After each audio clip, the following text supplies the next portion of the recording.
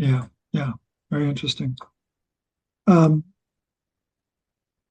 I was talking with a colleague the other day. Um, she was in her 70s. She's writing an article about the RCP for a publication in the UK that has a readership of like 900,000 people. It'll be interesting to see what comes of that article. But as is so often the case, when people hear about the root cause protocol, they don't dip their toe into it. They like to jump into the deep end of the pool, especially when you're in your 70s. I'm 73. I understand they're like, oh my gosh, I missed this completely. And so she started taking copious amounts of copper. Well, what people need to understand is you're talking about the iron in the red blood cell. The part that people were never told is that copper is the general and iron is the foot soldier. And there's a whole network of copper enzymes that decide how the blood's going to be made, how it's going to be recycled, how it's going to move through the body. And so if you don't know that, you don't know what's going to happen when you take a whole bunch of copper. And so what causes our aging, I don't I don't have a clue how old you are. I'm going to say maybe late 30s, early 40s, whatever. But I know you don't look the same today as you did when you were 20 years old. You look older, you look more mature. Well, all of that maturity, all that change in I used to have red curly hair. That's changed. Um, but all of that comes by way of iron accumulation. And, it, and as we go through our daily diet, we're accumulating iron. And we do that every day for years and years and decades, and the iron starts to build up. Well, she started to unleash with the copper, she started to unleash the iron, and she got arrhythmia. And so she was very unsettled by that. And she knew about herbal medicine. And so she ran to hawthornberry. And Oh, and it calmed down the arrhythmia. I said, "Do you want to know why?" And she said, "Well, I mean, sure, but she said, I just know it works." I said, "But don't you want to know why it works?" And she said, "Well, okay." And I was able to explain to her how the hawthorn berry has a unique property to chelate iron from the heart that's causing the dysregulation of a specific enzyme called MKK4, which is magnesium dependent. And and if you have iron accumulating in your heart, it's going to cause magnesium loss.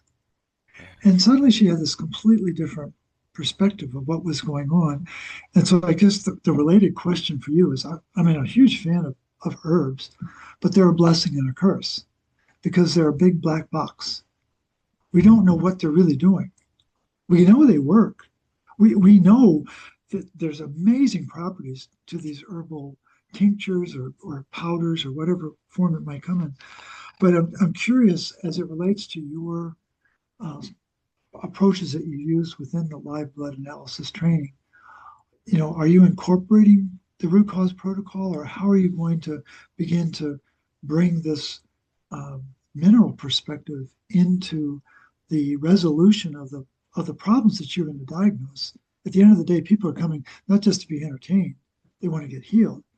And what are you going to do to begin to incorporate those root cause principles into what you've got in your core program?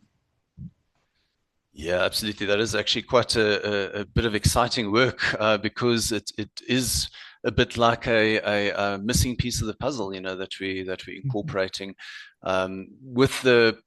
with the technology with live blood analysis because of the real time sort of feedback that we get when looking at the blood after specific interventions. We can really work out what actually works and what doesn't work in practice. So That's true. we have Yeah. we have very good protocols, sort of time tested protocols Mhm. for the specific anomalies that we see in the blood. But there have been problems with some of the patterns. For example, some of the patterns that we see in the red blood cells that are meant to relate to iron, and despite various types of supplements, we don't really see Mhm. things Right. shifting there. There's definitely some missing information there, so we are definitely going to incorporate, Right. with your assistance, of course, the principles of the root cause protocol into the training so that practitioners can get that type of perspective as well. And the reason we're doing that is because of results. The results speak for themselves. So we can see it Very with exciting. our attendee, the one practitioner who has been going through your Hmm. training as well, with the Yeah. results just that she's seen, that Michelle's had in practice.